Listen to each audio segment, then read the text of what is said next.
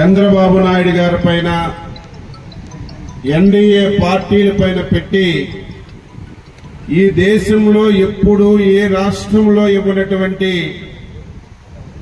తీర్పునిచ్చి రాష్ట్ర ప్రభుత్వ ఏర్పాటుకు సహకరించినటువంటి ప్రజలందరికీ శిరస్సు వంచి హృదయపూర్వకమైనటువంటి నమస్కారాలు, అభినందనలు తెలియజేస్తున్నాను. మీ అభిమానంతో ప్రభుత్వాన్ని ఏర్పాటు చేసి మొన్న 20వ తారీఖుకి 100 రోజులు పూర్తయింది. చాలా సరదాగా అత్యధికమైనటువంటి మెజారిటీతో ప్రభుత్వం ఏర్పాటు చేసినప్పటికీ రాష్ట్రాన్ని గత 5 సంవత్సరాలు పాలించినటువంటి వ్యక్తులు, ఆ పేరు చెప్పడం కూడా నాకు ఇష్టం లేదు. స్వాతంత్ర భారతదేశంలో ఎంతో మంది ముఖ్యమంత్రులు ఈ రాష్ట్రానికి పరిపాలన చేశారు. ఎన్నో ప్రభుత్వాలు ఈ రాష్ట్రానికి పరిపాలించాయి. కానీ ఇంత దారుణమైనటువంటి పరిపాలన ఇంతవరకు ఎప్పుడు కూడా చూడలేదు. ఆంధ్రప్రదేశ్ రాష్ట్రంలో గత 5 సంవత్సరాలు వ్యవస్థలన్నీ కూడా చిన్నాభిన్నమైపోయాయి. ప్రజాస్వామ్యబద్ధంగా ఏ వ్యవస్థ కూడా 5 సంవత్సరాలు పనిచేసినటువంటి దాఖలాలు కనబడలేదు. రాష్ట్రం అభివృద్ధి జరగాలంటే, రాష్ట్రంలో పేదరికం పోవాలంటే దానికి ప్రధానమైనటువంటి కారణం ఆర్థికమైనటువంటి వనరులు ఉన్నప్పుడు, ఆర్థిక పరిపుష్టి రాష్ట్రానికి ఉన్నప్పుడు కార్యక్రమాలు మనం చేయగలం. అటువంటిది ఆంధ్రప్రదేశ్ రాష్ట్రంలో గత 5 సంవత్సరాల్లో ఆర్థికంగా ఈ రాష్ట్రాన్ని చిన్నాభిన్నం చేసి మనకి అధికారాన్ని ఇచ్చిన విషయాన్ని మీ అందరికీ గుర్తు చేస్తున్నాను. 100 రోజులు రాష్ట్ర ముఖ్యమంత్రి అన్ని శాఖల్లో రివ్యూ చేశారు. మంత్రులుగా మేము మా శాఖల్లో రివ్యూలు చేశాం. చూస్తే బాధ, ఆవేదన కలుగుతుంది. నేను ఫిషరీస్ కమిషనర్ గా పిలిచి మన శాఖలో 5 సంవత్సరాలుగా ఒక్క వల ఇవ్వలేదు, దారం ఇవ్వలేదు, పడవ ఇవ్వలేదు, మత్స్యకారులకి ఒక్క కార్యక్రమం చేయలేదు. నేను మత్స్యకారుల మధ్య నుంచి వచ్చిన వ్యక్తిని, మొత్తం చేంజ్ చేద్దాం, మళ్లీ పథకాలు ప్రారంభిద్దామని చెప్పి నేను పిలిస్తే మంత్రి గారు గత ప్రభుత్వంలో బకవాత చేద్దామని మాట్లాడతారు. ఈ రోజు రాష్ట్రంలో వ్యవసాయ శాఖ గాని, అదేవిధంగా పశు సంవర్ధక శాఖ గాని, అదేవిధంగా ఈ రోజు ఉద్యానవన శాఖ గాని, మొత్తం శాఖలన్నీ కూడా నేను రివ్యూ చేస్తే నా దగ్గరే 32,000 కోట్ల రూపాయలు గత ప్రభుత్వం పెట్టినటువంటి అప్పు ఉంది. ఆ అప్పు నేను ఎప్పుడు తీరుస్తాను, మళ్ళీ కొత్త పథకాలు నేను ఎప్పుడు అమలు చేస్తానని బాధ, ఆవేదన కలిగిందని చెప్పి మీ అందరికీ తెలియజేస్తున్నాను. అదేవిధంగా రాష్ట్రంలో 12 లక్షల కోట్ల అప్పు ఉంది. ఈ రాష్ట్రంలో మొత్తం అన్నింటినీ తనఖా పెట్టి జగన్మోహన్ రెడ్డి అప్పు తీసుకున్నాడు. భూములు తనఖా పెట్టేశాడు, ఎంఆర్ఓ ఆఫీసులు తనఖా పెట్టేశాడు, కలెక్టర్ ఆఫీసులు తనఖా పెట్టేశాడు, రైతు బజార్లు తనఖా పెట్టేశాడు. ఎలక్షన్ సంవత్సరంలో ఏది తనఖా పెట్టడానికి దొరక్క అమరావతిలో ఉన్నటువంటి మన సెక్రటేరియట్ కూడా తనఖా పెట్టి మొత్తం అప్పులు ఆడేశాడు. కానీ ఆ బాధ్యత తరువాత ప్రభుత్వం మీద పడింది. ఇప్పుడు మీకు సంక్షేమ పథకాలు ఇవ్వడం ఒక ఎత్తైతే 5 సంవత్సరాల అభివృద్ధి మొత్తం కుంటిపడిపోయింది. ఈ రోజు నేను వచ్చానే, బాధ కలుగుతుంది, ఆవేదన కలుగుతుంది. 2014-19 గౌతు శ్యామసుందర శివాజీ ఉన్నప్పుడు జరిగిన అభివృద్ధి తప్ప 5 సంవత్సరాల్లో ఎక్కడ కూడా అభివృద్ధి అంటే కనిపించినటువంటి దాఖలాలు లేవు.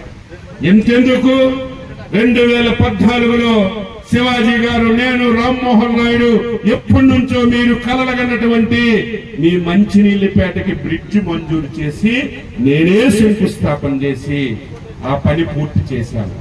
ఇప్పుడు నేను వస్తే అసలు మంత్రి అంటే అసహ్యం కలుగుతుంది. కనీసం చిన్న పని ఆ బ్రిడ్జికి అప్రోచ్ కూడా వేసుకోలేనటువంటి వ్యక్తి ఈ నియోజకవర్గానికి పాలన చేశారంటే, ప్రజలు ఇంకా కొంతమంది అటువంటి వ్యక్తులకి ఓట్లేశారంటే బాధ కలుగుతుంది, ఆవేదన కలుగుతుందని చెప్పి తెలియజేస్తున్నాను. అభివృద్ధి కూడా పూర్తిగా కుంటిపడిపోయింది. ఇప్పుడు మన మీద ఒక ఛాలెంజ్ ఉంది. ఏదో అప్పు ఉంది కదా, జగన్మోహన్ రెడ్డి రాష్ట్రాన్ని నాశనం చేసేశాడు కదా, చేతిలో చిల్లి గవ్వలేదు కదా, మనం తప్పించుకుందామని ఆ తప్పుడు ఆలోచన మాకు లేదు అని చెప్పి తెలియజేస్తున్నా. ఇన్ని బాధలున్నా, ఇన్ని ఇబ్బందులున్నా 100 రోజుల పరిపాలనలో మీకు డైరెక్ట్ గా కొన్ని చేశాం. మీ జీవితాలను నాశనం చేసినటువంటి గత ప్రభుత్వం తీసుకున్న కొన్ని నిర్ణయాలని రద్దు చేసి 100 రోజుల్లో శభాష్ అని చెప్పి ఈ రోజు మేము అనుకుని ధైర్యంగా మీ ముందుకొచ్చాం. ఇది మన మంచి ప్రభుత్వం అని. వజ్రపు కొత్తూరు మండలం నాయకురాలు, మీ అందరి అభిమానంతో శాసనసభ్యులుగా ఎన్నికైనటువంటి శ్రీమతి గౌతు శిరీష గారు, మన యువ నాయకుడు కేంద్ర మంత్రి శ్రీ రామ్మోహన్ నాయుడు గారు, జిల్లా కలెక్టర్ శ్రీ దినకర్ గారు, చాలా మంది చెప్పారు. మళ్లీ దానిని నేను చెప్పి సమయం వృధా చేయదలుచుకోలేదు. పింఛన్ ఆ రోజు చెప్పాం 4000 చేస్తామని. ఆ రోజు వైసీపీ వాళ్ళు వాలంటీర్లు ఉన్నారు. చంద్రబాబు నాయుడు గెలిచి ఎన్ఆర్జీఎస్ మెటీరియల్ కాంపోనెంట్ లో పెట్టగలిగే కార్యక్రమం అయితే ఇమీడియట్ గా పెట్టి ఆ పని చేద్దాం. లేకపోతే రాష్ట్ర మంత్రిగా హామీ ఇస్తున్నాను, ముఖ్యమంత్రి గారితో చెప్పి ఆ ఒక్క రోడ్డుకి వీలైనంత తొందరగా డబ్బులు మంజూరు చేసే కార్యక్రమం చేద్దాం. మొన్న ఈటీవీలో చూశాను, ఒక అరగంట ప్రోగ్రాం వచ్చింది. ప్రతి మహిళ మాట్లాడారు, మాకు పెళ్లిళ్ళు అవ్వడం లేదు, ఎవరో మా ఊరు పిల్లలకు రావడం లేదు, అలాగని చెప్పి మేము ఊరు వదిలి వెళ్ళాలంటే పెళ్లిళ్ళని మానేస్తాం గారు ఊరు వదలమని చెప్పి ఆ మహిళలు మాట్లాడుతుంటే, ఇంకా మన జిల్లాలో మన ప్రాంతంలో ఇటువంటి గ్రామాలు ఉన్నాయని బాధ కలిగింది, ఆవేదన కలిగింది. తప్పనిసరిగా ఆ గ్రామానికి కూడా రోడ్డు వేసే కార్యక్రమం చేస్తాం. మీ అందరూ ఇల్లు ఎవరికైతే లేదో, కలెక్టర్ గారు, నేను ఇంతమంది కలెక్టర్లు చూశాను, అనునిత్యం ఒక తపనతో పనిచేస్తున్నారు. ఎక్కడ ఏ అవకాశం ఉంది, ఏం తీసుకుంటే బాగుంటుంది ఆలోచనతో పనిచేసినటువంటి కలెక్టర్ గారు ఉన్నారు. ఆయన ఒక మంచి కార్యక్రమానికి ప్రతి ఇంటికి పంపిస్తున్నారు. మీ ఇల్లు యొక్క వివరాలన్నీ, ఉండడానికి ఇల్లుందా, ఎంతమంది చేయబోతున్నాం, ఇది చాలా చక్కగా మీకు చెప్పడం జరిగింది. అయినా సరే నేను ఒక 3 అంశాల మీద నేను ఈ రోజు మాట్లాడతాను. మొదటి 100 రోజు స్టేట్ లెవెల్లో చాలా ఇంపార్టెంట్ డిసిజన్స్ తీసుకోవడం జరిగింది. మొదటి పెన్షన్ 3000 నుంచి పెంచేసి 4000 చేయడం. 4000 ఒకటే కాదు, చాలా ఉన్నాయి. అది ఒక 6000 డిజేబుల్ పెన్షన్, అంటే special able pension, Viklang pension, అది చాలా ఉన్నాయి. అది ఆ డిసిజన్ తీసుకోవడం జరిగింది. ప్రతి ఒక్క 1st తారీఖు ఒకటి తేదీన సచివాలయం ఎంప్లాయీస్ ద్వారా గతం కంటే ఇంకా మంచిగా సచివాలయం ఎంప్లాయీస్ ద్వారానే మీ ఇంటికి వచ్చి పొద్దున బహుశా 6-7కినే మీ భాష ఇంకా వేగవంతంగా ఆ పెన్షన్ మీకు ఇవ్వడం జరుగుతుంది. రెండోది, అమ్మ క్యాంటీన్ కూడా మన శ్రీకాకుళం జిల్లా చూస్తే ఒక 4 చోట్ల మనం ఓపెన్ చేయబోతున్నాం. కొన్ని ఓపెన్ అయింది, అది కూడా ఓపెన్ చేస్తున్నాం.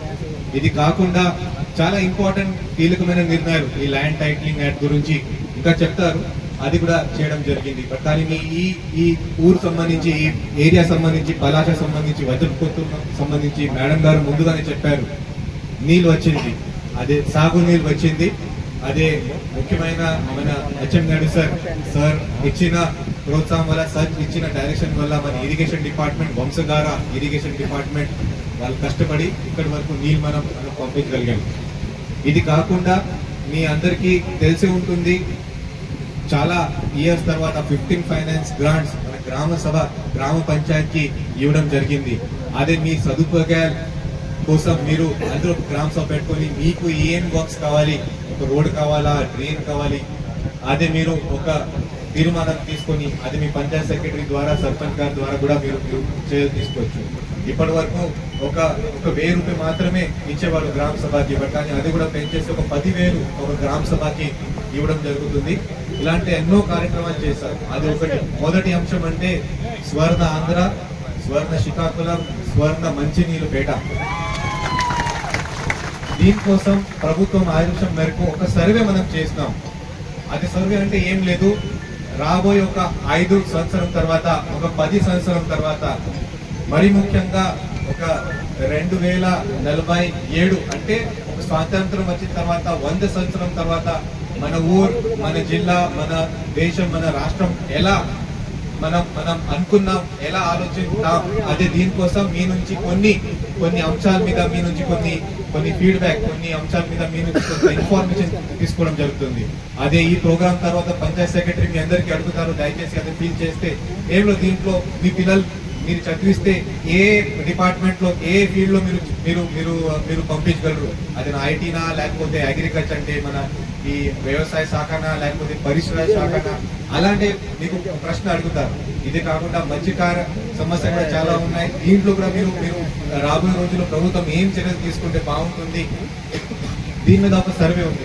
దయచేసి ప్రతి ఒక్కరు ఆ సర్వే మీద దృష్టి పెడితే ఈ గ్రామ ఒక విజన్ డాక్యుమెంట్, అంటే ఈ గ్రామం మంచినీళ్ళపేట గ్రామం రాబోయే ఒక 5 సంవత్సరాల తర్వాత మీరు ఆలోచిస్తారు, దీని మీద ఒక ప్లాన్ తీసుకొని, అలాగే మండల్ లెవెల్ ప్లాన్, జిల్లా లెవెల్ ప్లాన్, మరి తర్వాత రాష్ట్రంలో ఒక ప్లాన్ కూడా మనం ప్రిపేర్ చేస్తాం.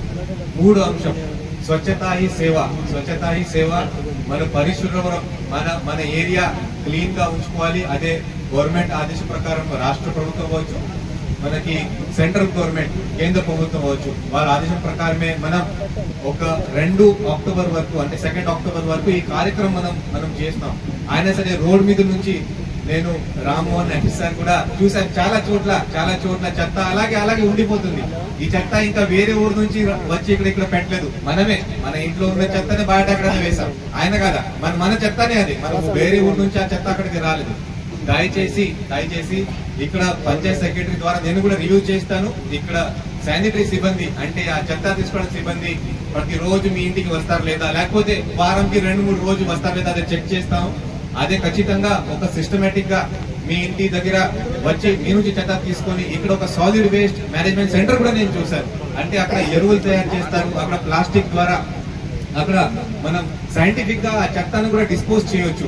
అది ఎటువంటి చెత్త మీ నదిలో లేకపోతే ఈ సముద్రం వైపు వెళ్లకుండా, మన ఇంటి దగ్గర కూడా పెట్టకుండా, మన డ్రైనేజ్ లో రోడ్ మీద పెట్టకుండా, ఆ చెత్త సైంటిఫిక్ గా శాశ్వతంగా ఎలా పరిష్కారం చేస్తే అది కూడా చూస్తాను. బట్ కానీ మీ నుంచి ఒకటే రిక్వెస్ట్, అంటే మీ ఇంట్లో ఉన్న చెత్త, మీ దగ్గర ఉన్న చెత్త ఆ చెత్త కుండీలో పెట్టేసి, మీ శానిటరీ వర్కర్ మీ ఇంట్లో వచ్చినప్పుడు, లేకపోతే మీ ఊర్లో ఎక్కడెక్కడ చెత్త కుండీలు ఉంటాయి అక్కడ మాత్రమే మీరు పెడితే పరిశ్రమ మీ ఇంటి పక్కన చుట్టుపక్కన అంత బాగుంటుంది. మీ ఆరోగ్యం మనం ఎలా క్లీన్ గా పెడతాం, ఎలా పరిశుభ్రంగా ఉంటుంది, అదే బయట కూడా దయచేసి మీరు పెట్టాలి. అది ఒక్కటి అంశం మీ నుంచి హెల్ప్ చేస్తే మిగతా అంతా పంచాయతీ వాళ్ళు చూసుకుంటారు.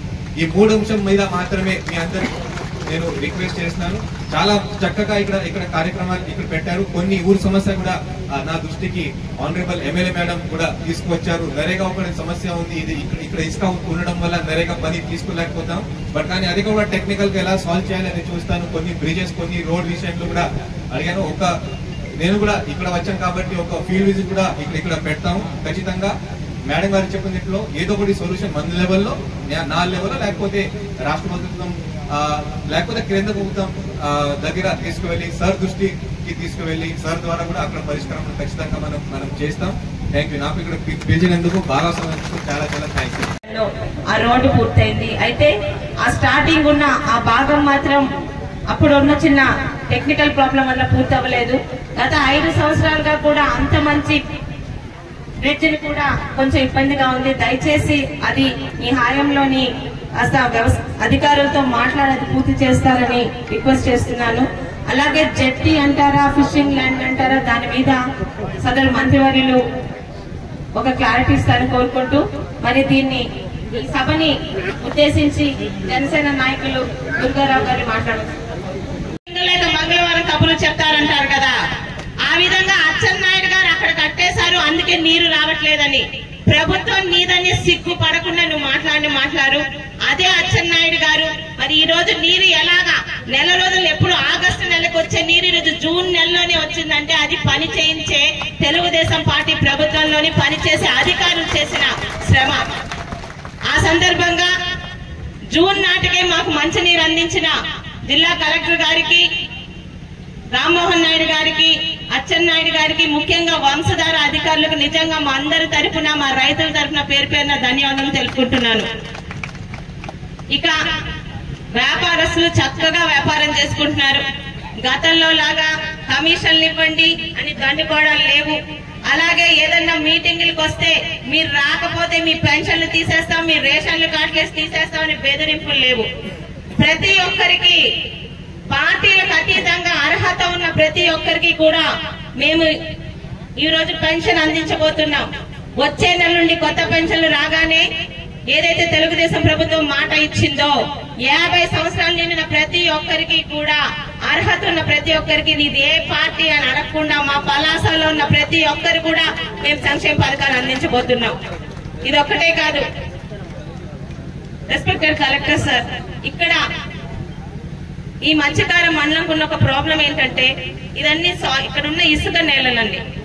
ఇక్కడ మాకు ఉపాధి హామీ అన్నది అమలు జరగటం లేదు. ఎందుకంటే ఇసుక నేలల్లో ఉపాధి హామీ అమలు కాదు అని ముఖ్యంగా ఇక్కడున్న గ్రామాలకి ఉపాధి హామీ పథకం అమలు జరగట్లేదు.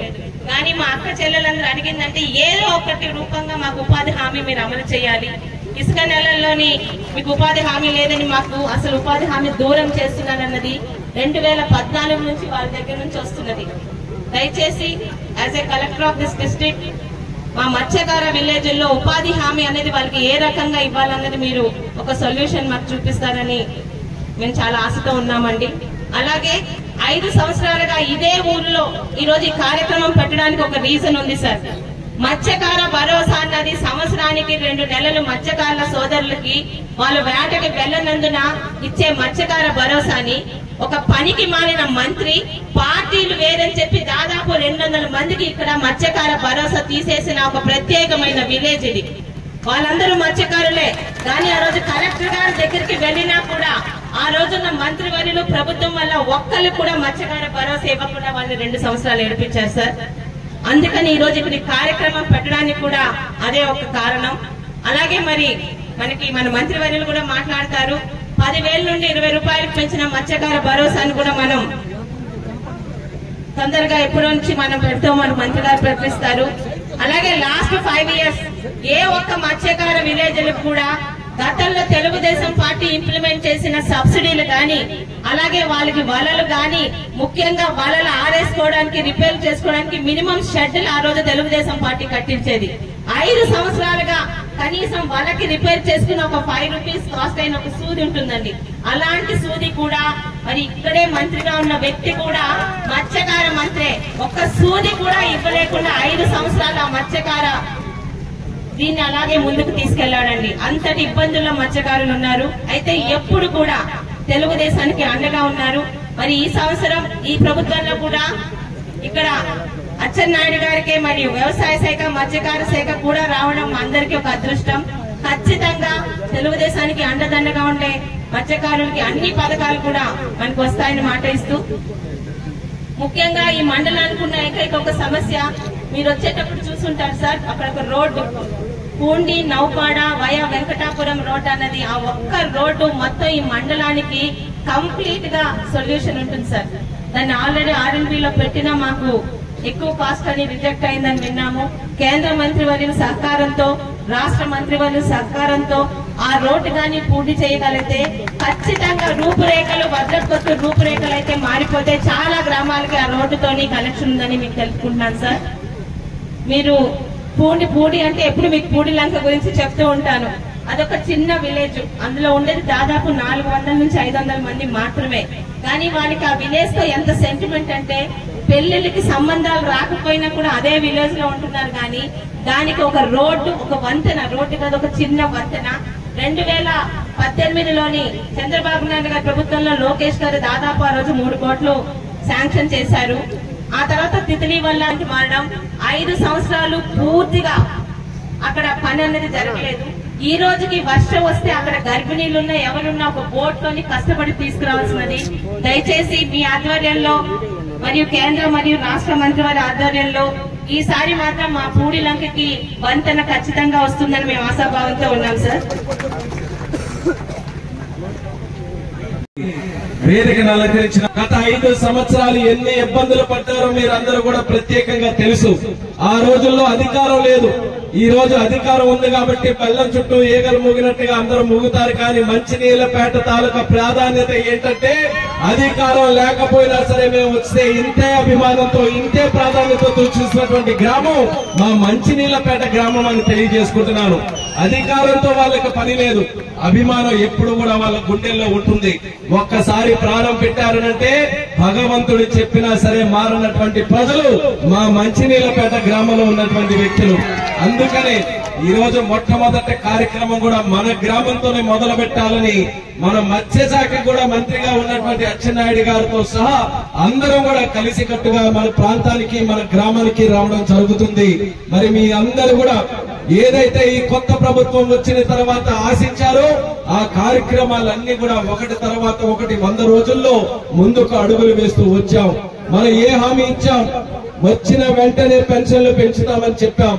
ఆ రోజు గత ప్రభుత్వం జగన్మోహన్ రెడ్డి హయాంలో అలాగే ఎన్నికల ముందు ఒక హామీ ఇచ్చి పెన్షన్లు పెంచుతామనంటే ఆ రోజు చాలా మంది నమ్మి ఓట్లేస్తే ఎంత మోసం చేశారనంటే 250 అనుకుంటా 5 సంవత్సరాలు పట్టింది ఆయనకి పెన్షన్లు పెంచడానికి.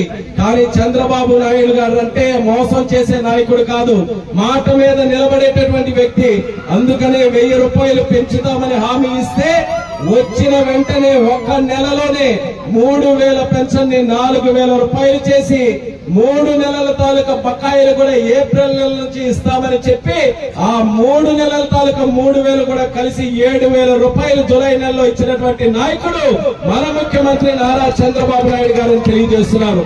తరువాత నెలల్లో చూసుకున్నా ఎక్కడ ఆలస్యం లేకుండా ఆదివారం వస్తే ఆదివారంకి ముందు రోజునే పెన్షన్లు పంపిణీ చేసి ప్రజల మీద ఉన్నటువంటి చిత్తశుద్ధిని నిలబెట్టుకున్నటువంటి ప్రభుత్వం మన ఎన్డీఏ ప్రభుత్వం అనేది కూడా మీ అందరికీ తెలియజేస్తున్నాను. ఆ ఒక్క కార్యక్రమంతోనే ప్రజలకి ప్రభుత్వం ఎంత చక్కగా చూసుకుంటుందనడానికి అదొక పెద్ద ఉదాహరణ కూడా తెలియజేసుకుంటున్నారు. ఆ రోజు చంద్రబాబు నాయుడు గారు మనకు అన్నా క్యాంటీన్లు పెట్టారు. ఎవరి కోసమని పెట్టారు? రామ్మోహన్ నాయుడు కోసమో అచ్చెన్నాయుడు గారి కోసమో లేకపోతే కలెక్టర్ల కోసమో పెద్ద పెద్ద వాళ్ళ కోసమో కాదు. కూలి పని చేస్తున్నటువంటి వారికి, పేదవారికి, వాళ్ళకి ఆకలితో ఆ కడుపులు మాడిపోకూడదు, వాళ్ళు కూడా మంచి భోజనం చేయాలి అని 5 రూపాయలకే మంచి భోజనం పెట్టే అన్నా క్యాంటీన్లు పెడితే జగన్మోహన్ రెడ్డి ముఖ్యమంత్రి అయిన తర్వాత చూస్తూ ఓర్చుకోలేక అన్నా క్యాంటీన్లో ఎన్ని సంవత్సరాలు మనం నడిపిస్తే పేరంతా కూడా చంద్రబాబు నాయుడుకే వెళ్ళిపోతుందని చెప్పి ఆ రోజు అన్నా క్యాంటీన్లు కూడా రాష్ట్రంలో మూసివేయడం జరిగింది. ఎంత మంది పేదవాళ్ళ తాలూకా పొట్టగొట్టాడో ఒక్కసారి మీరు అందరూ ఆలోచించండి. అందుకనే చంద్రన్న మళ్ళీ తిరిగి ముఖ్యమంత్రిగా అయిన తర్వాత మళ్ళీ పేదవాళ్ళు కూడా సక్రమంగా భోజనం చేయాలని 5 రూపాయలకి అన్నం పెట్టే అన్నా క్యాంటీన్లు కూడా మళ్ళీ 100 రోజుల్లోనే తీసుకొని వచ్చి 178 రాష్ట్రం మొత్తం మీద కేంద్రాల్ని మళ్ళీ ఓపెన్ చేశాం. ఇంకా భవిష్యత్తులో ఇంకా పెద్ద కేంద్రాలు కూడా మళ్ళీ ఓపెన్ చేసి పేదవాళ్ళకి అన్నం పెట్టే కార్యక్రమంలో ఎక్కడ ఎటువంటి లోపాలు లేకుండా ముందుకు తీసుకెళ్తామని తెలియజేసుకుంటున్నాను. అలాగే ల్యాండ్ టైటిలింగ్ యాక్ట్ అందరూ కూడా బాధపడ్డాం, ఇబ్బంది పడ్డాం. అసలు మన తాతల నుంచి వచ్చినటువంటి భూములు మన చేతుల్లోనే ఉంటాయా లేదా అన్నటువంటి అనుమానం కలిగితే ఎన్నికల్లో హామీ ఇచ్చాం. మళ్ళీ మన ప్రభుత్వం వచ్చిన తర్వాత మొట్టమొదటి సంతకం కింద ల్యాండ్ టైటిలింగ్ యాక్ట్ రద్దు చేస్తామని ప్రభుత్వం ఏర్పడిన వెంటనే ల్యాండ్ టైటిలింగ్ యాక్ట్ కూడా రద్దు చేసి పేదవాళ్ళ భూములు పేదవాళ్ళ దగ్గరే ఉండే విధంగా మన ప్రభుత్వం కార్యక్రమాలు కూడా చేసిందని తెలియజేస్తున్నారు. ఇవన్నీ కూడా ఒక ఎత్తునంటే ఇంకా చాలా కార్యక్రమాలు చేయాల్సినటువంటి ఉన్నాయి. కానీ చిత్తశుద్ధి ఉంది, ఎన్నో ఆలోచనలు ఉన్నాయి. కానీ ఆర్థికంగా మాత్రం బలం లేదు. గతంలో ఉన్నటువంటి పాలకులు, గతంలో ఉన్నటువంటి ముఖ్యమంత్రి వాళ్ళు చేసినటువంటి తుగ్లక్ నిర్ణయాల వల్ల రాష్ట్ర ఖజానా అంతా కూడా ఈ రోజు ఖాళీ అయిపోయింది. ఏ కార్యక్రమం చేయాలన్నా సరే రాష్ట్రంలో అప్పులు మిగిలాయి తప్ప ఎక్కడ రూపాయి కూడా మిగలలేదు.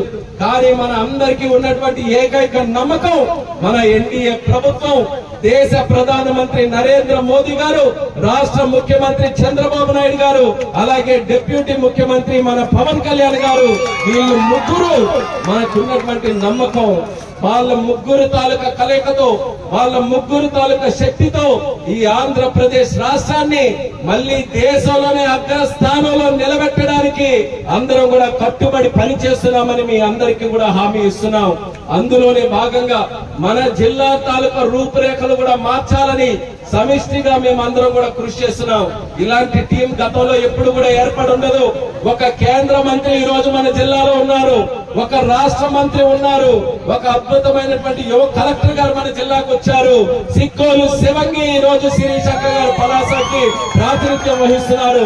ఇలాంటి టీంను పెట్టుకొని మన పలాసలో వజ్రపు కొత్తూరులో ఎన్నో సంవత్సరాల నుంచి ఉన్నటువంటి సమస్యల్ని పరిష్కరించి ముందుకు నడిపించాలనే ఆలోచనతో మేమందరం కూడా కృషి చేస్తున్నాం. గతంలో 5 సంవత్సరాలు ఒక మంత్రి ఉండేవారు. ఇక్కడ నుంచే పలాసలో గెలిచి మంత్రి అయితే ఆ మంత్రి తాలూకా కార్యక్రమాల వల్ల ఒక్కరికైనా ఉపయోగం కలిగిందా అని మీ అందరికీ కూడా అడుగుతున్నాను. మంత్రి ఉన్నారనంటే దేనికోసం మంత్రి?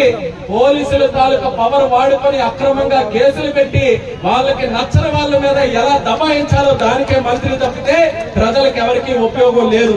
కొండలు ఎక్కడైనా కనబడ్డాయంటే కొండలు దోచుకోవడానికి మంత్రి పదవి తప్పితే ఎవరికైనా ఇల్లులు సక్రమంగా ఇవ్వడానికి మాత్రం మంత్రి లేదు. రోడ్డులు చక్కదిద్దడానికి మంత్రి ఎక్కడా కూడా లేడు. త్రాగునీరు ఇవ్వడానికి మంత్రి ఎక్కడా కూడా లేడు. జట్టీలు వేయడానికి మంత్రి ఎక్కడా కూడా లేడు. కేవలం పవర్ చూపించుకొని నేను మంత్రి, నా ముందు తల ఉంచుకొని నువ్వు ఉండు, లేకపోతే జైలుకి పంపిస్తా అని మంత్రి పదవి చలాయించడానికి తప్ప ప్రజలకు ఎక్కడ కూడా పనిచేయడానికి కాదు. ఈ రోజు ఒక కేంద్ర మంత్రిగా గాని రాష్ట్ర మంత్రిగా గాని ఈ రోజు అచ్చెన్నాయుడు గారు మేము ఉన్నామనంటే మంత్రి పదవికి అసలైనటువంటి అర్థం మీకు చూపిస్తామని కూడా ఈ సందర్భంగా శపథం చేసి మరీ చెప్తున్నాం. మంత్రిగా ఉన్నామనంటే 10 కాలాల పాటు జిల్లాలో చిరస్థాయిగా ఉండిపోయేటటువంటి కార్యక్రమాలు జరగాలి. 10 మంది పేదవాళ్ళు కూడా శభాష్ అనుకునే విధంగా మా తాలూకా పనితనం ఉండాలి. అది స్వర్గీయ కింజరాపు ఎర్రనాయుడు గారు నాకు నేర్పించినటువంటి రాజకీయం అనేది కూడా ఈ